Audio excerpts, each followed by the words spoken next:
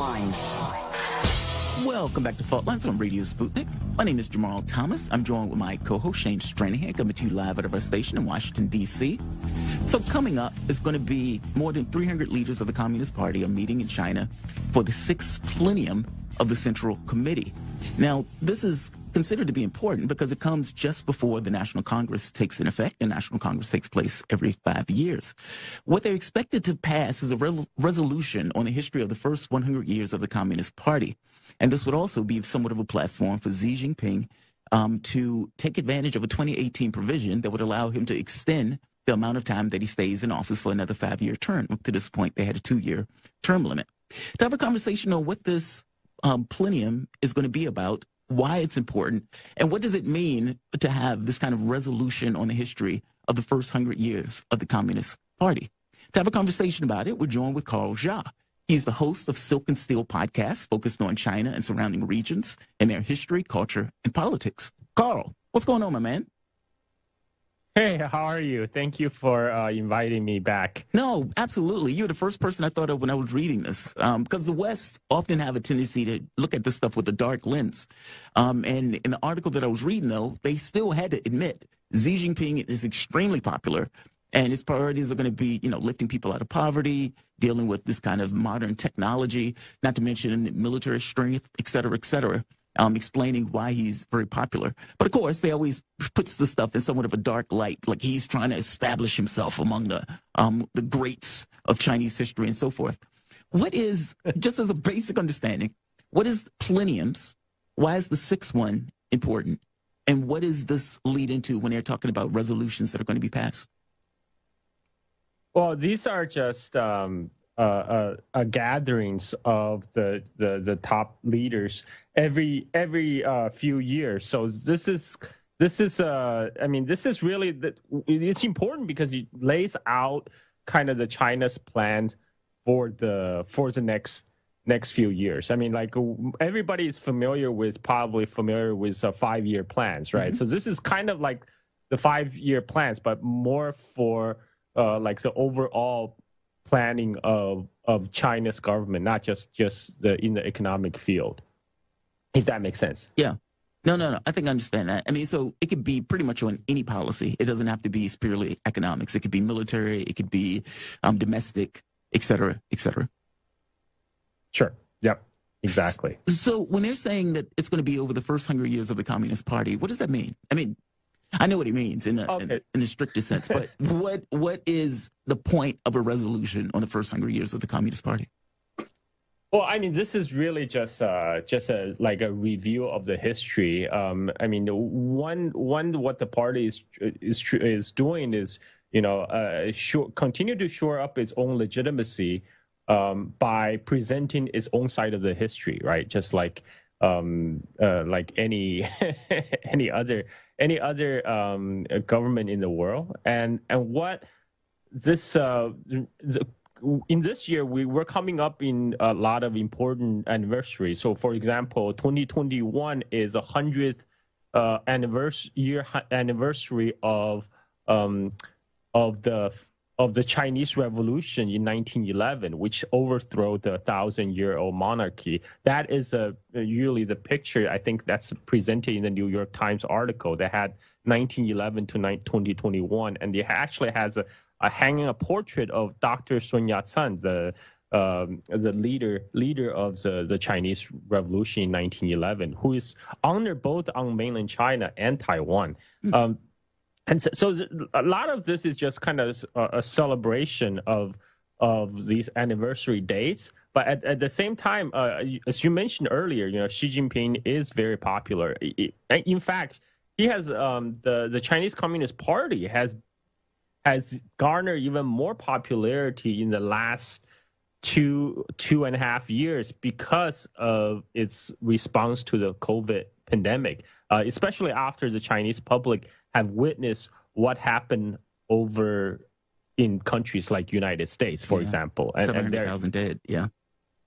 Yeah. So people are actually grateful that their government is taking effective measures to protect its populace, and that's what China do best to mobilize resources in a crisis. So I mean, like, it's understandable. New York Times will always trying to throw shade on on anything. Yes, it does. It looks for anything to throw shade, but at the very least, it had to own up to the fact that the guy is extremely popular.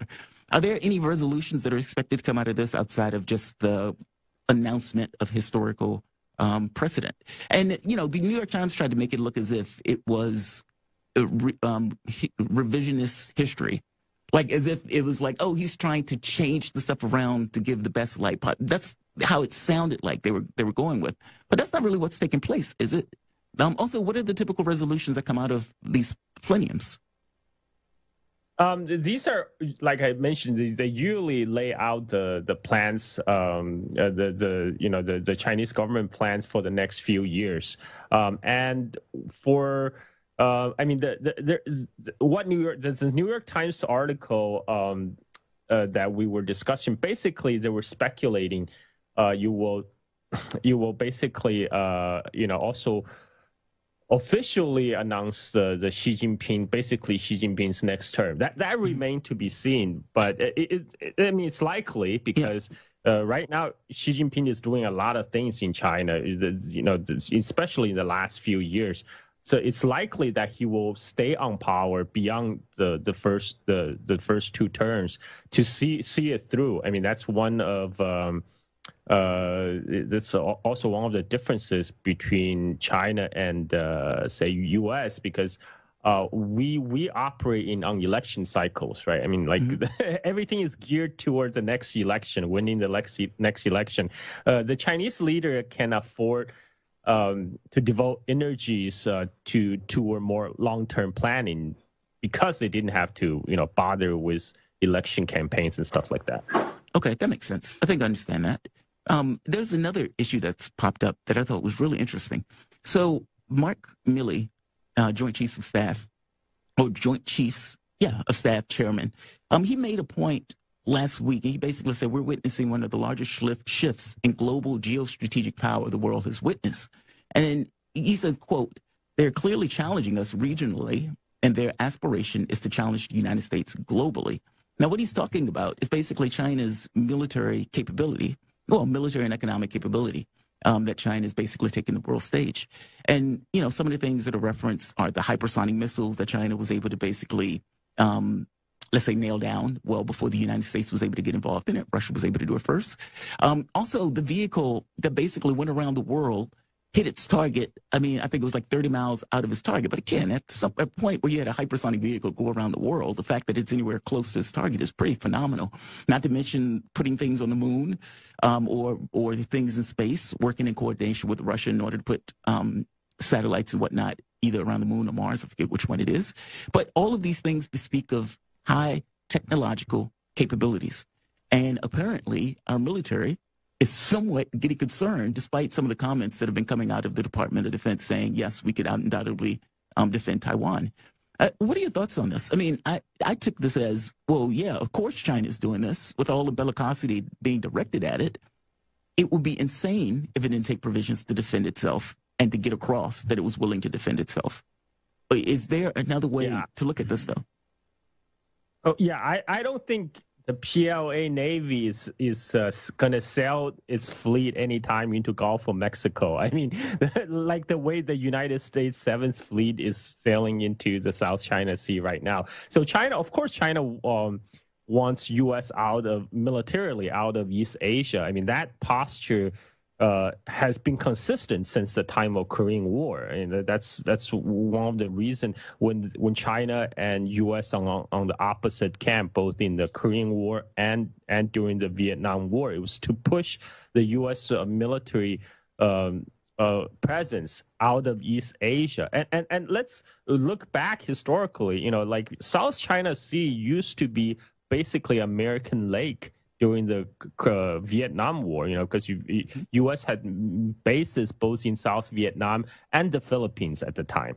You travel unimpededly throughout South China Sea, to the point that it creates a Gulf of Tonkin incident. Gulf of Tonkin is between Vietnam and North Vietnam and China, and now what the U.S. is really complaining about is that its once hegemony in East Asia is no longer assured with the rise of China. Like with we have talked about on your show before about the Chinese PLA aircraft flight over the Taiwan so-called ADIA zone, which was drawn up by United States in the 1950s, and that was specifically to challenge when U.S. sailed its armada into South China Sea. U.S. is still U.S. is still planning to stay involved militarily in East Asia, and that presence is increasingly challenged by the rise in China's military capability. But I don't think China is even interested to challenge U.S. say in places like Persian Gulf or North Atlantic. I mean, I don't see China, but definitely China is very interested to see U.S. military out of its own neighborhood, its own backyard. East China Sea, South China Sea for sure.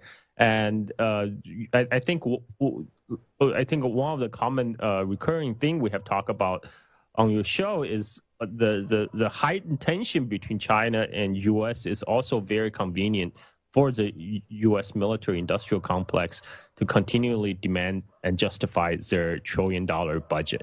And for China's supersonic missile, I don't think it's a game changer, because China has had a ballistic missile capability of striking continental United States since 1990s, and I mean, this is like the supersonic missile. Sure, that's just another tool in China's toolkit. It makes it harder for the U.S. ballistical missile defense system to counterattack, because current U.S. missile defense system is geared toward ballistic missiles, not supersonic missiles that circumnavigate the globe and can change its trajectory on a dime. But fundamentally, the mutual assured destruction balance still in place. I mean, China still maintain a credible second strike capability in a nuclear exchange. So I don't, and then also that's like I think that's, we can all agree that's a path that nobody wants to go down, actual nuclear exchange between these two superpowers. So I don't know how, I don't think the supersonic missile is really a game changer. More area where U.S. military was kind of caught by surprise, like, wow, we didn't know China had the capability. It's also a bit of show of technological acumen and the ability to get the research, the R&D done to make that happen when the U.S. hasn't. Sure. I think it's part of what which Jamarl was pointing at. Carl, thanks for being with us. There's another angle on this whole conversation that I wanted to go to for a second. Been thinking, it seems like we're in rabble-rousing for war mode, even if that's not going to actually get to war. It seems like, the DOD needs to find a way to make money, and so they're turning to China, and who knows what that will actually turn into. But I'm curious, on the other side of this, looking for some kind of resolution to this where America and China don't go to war, but instead work together on the world stage.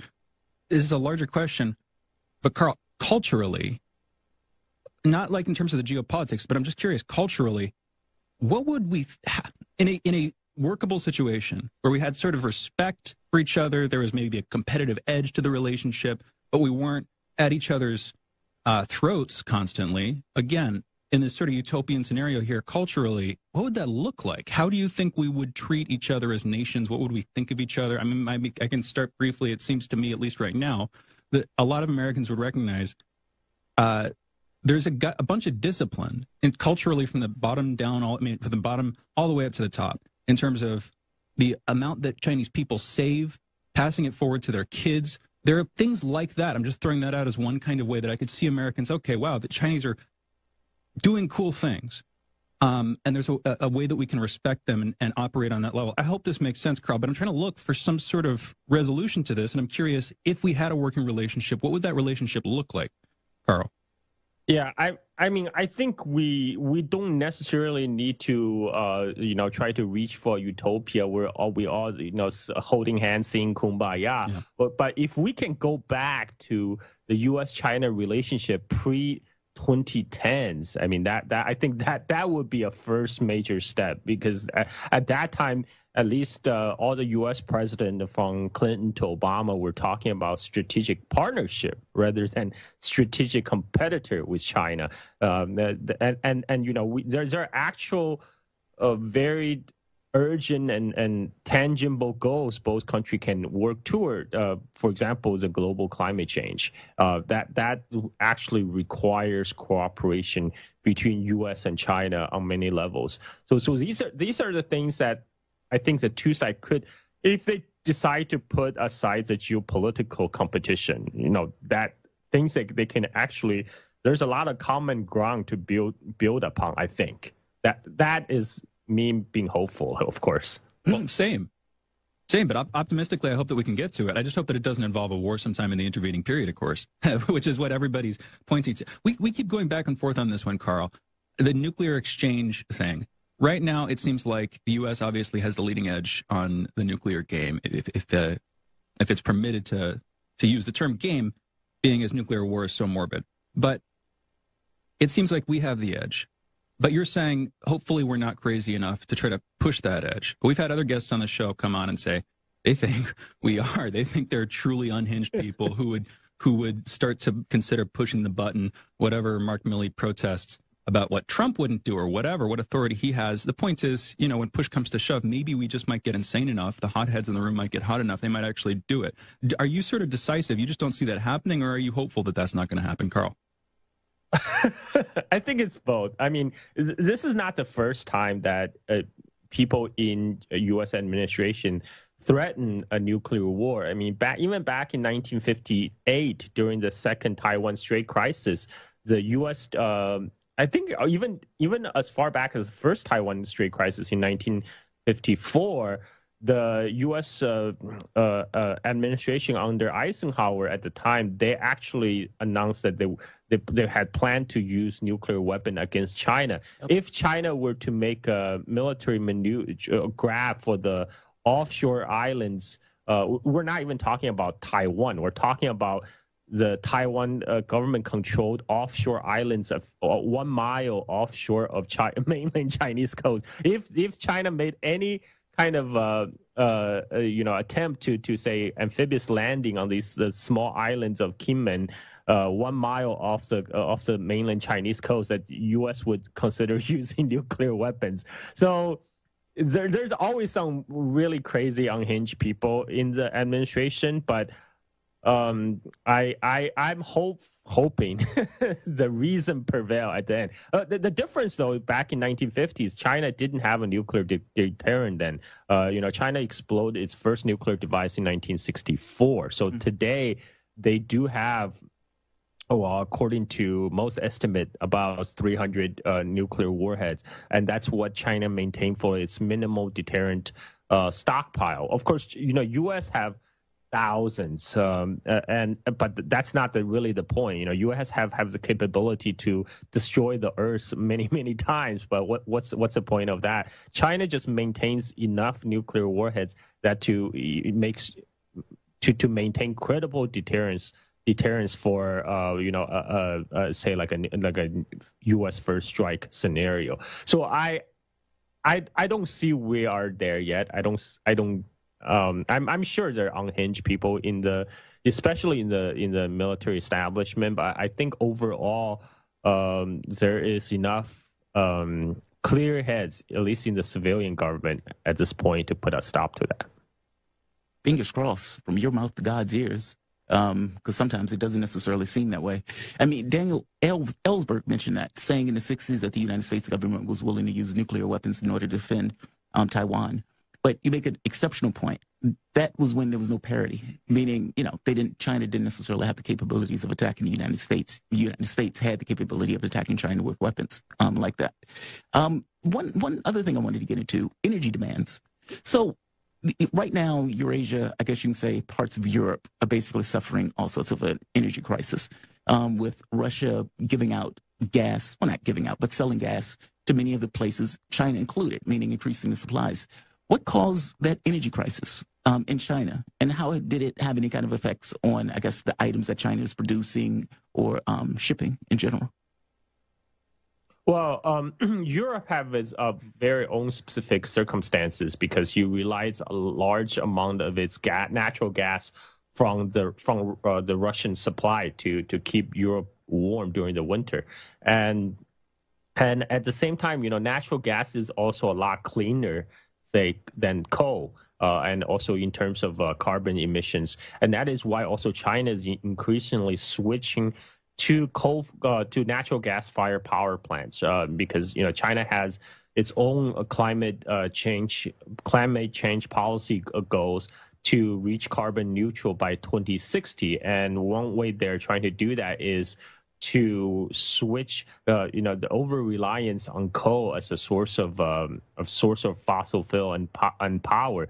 And that's why they're building they're working with Russia to build the new gas pipeline from Siberia, the Siberian Power Line #2, that will supply the additional Russian gas to China.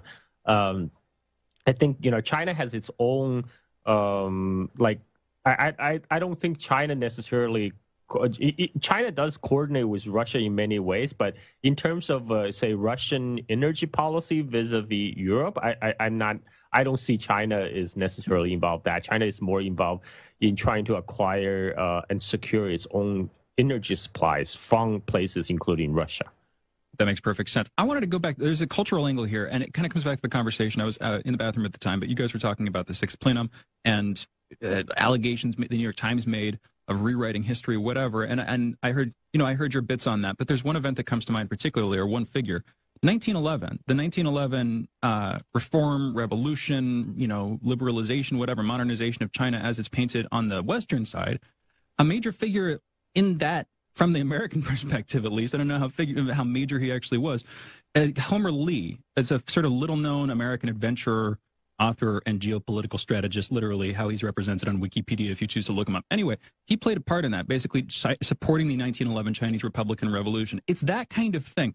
If we were able to rewrite our relationship, and I'm speaking about America, we were able to rewrite a relationship with the Chinese in the hopes that they might be willing to do the same thing with us, where it's like, wow, we kind of have some mutual history and potentially a mutual destiny or something like that. Again, I don't want to be too utopian, and there's always going to be a competitive edge. But even the AUKUS deal, I guess, circling around it a little bit, it was the UK, it was the United Kingdom, Great Britain, the British Empire, that did the whole Hong Kong seizure opium war thing. It wasn't the Americans. And I guess looking forward, I'm trying to figure out what the common ground might be, and I'm grasping at it. Carl, I hope this makes sense. What's your take? Actually, there are plenty of period of cooperation in the past that both sides could draw inspiration from, and particularly during World War II. United States was China's ally in the war, and I remember growing up in 1980s China. That was a brief kind of honeymoon period between U.S. and China after the Nixon visit. And during that time, that's when I started learning about the Flying Tigers. These are the American pilots who came to China first as volunteers to help safeguarding the skies of Chinese cities from the Japanese bombing. And then later, they flew supplies to China over the Himalayan hump. So these are still the Flying Tigers has a legacy in China that's still very much, the memory is still very much cherished and treasured. I went to a World War II museum in far southwest Yunnan, near the border with Myanmar. They had a World War II museum there. I went in. They have a whole entire exhibit devoting to the Flying Tigers and the Americans that came to help China during World War II. I think there are many instances in history that I think when two sides were on the same side. And I think if we ever go back to that, the 1980 level of of almost friendship-like status between U.S. and China, those period will probably be reemphasized. That's I imagine. I would hope so. Under Deng Xiaoping, big era there. Jamarl, you were coming in. Yeah, I think the difficulty with that is the competition issue. Like, as long as, a perfect example, when Bernie Sanders was running against Hillary Clinton, as long as Hillary Clinton believed that Sanders wasn't an option, wasn't a contest, etc., they were close friends, they were buddy-buddy. The moment that they became competition, at that point, things soured. And it seems like that's the relationship between the United States and China at this point. The United States consider China an existential threat. And because of that, competition almost just kind of springs out of it. I mean, what would be a pathway, just from your take on this and just from your historical reference, what would be a pathway to try to get around that? And is there even a pathway to get around it? Well, let's keep in mind right now the U.S.-China relationship. The U.S. has been the primary driver in the latest downturn spiral. So all it really takes is a change of mindset on the U.S. leadership, right, to come to terms with China, because China still very much want to maintain a cordial and friendly relations with U.S. I mean, unlike the much of the national security establishment on U.S. that sees China as an existential threat to the U.S. hegemony, China still sees a lot of benefit to cooperate. Carl, we're going to have to end this here, and I totally understand your point. Thank you very much. The voice you listen to is Carl Jha, host of Silk and Steel podcasts on China and surrounding areas. You guys are listening to Fault Lines with Thomas and Stranahan. Back in a moment.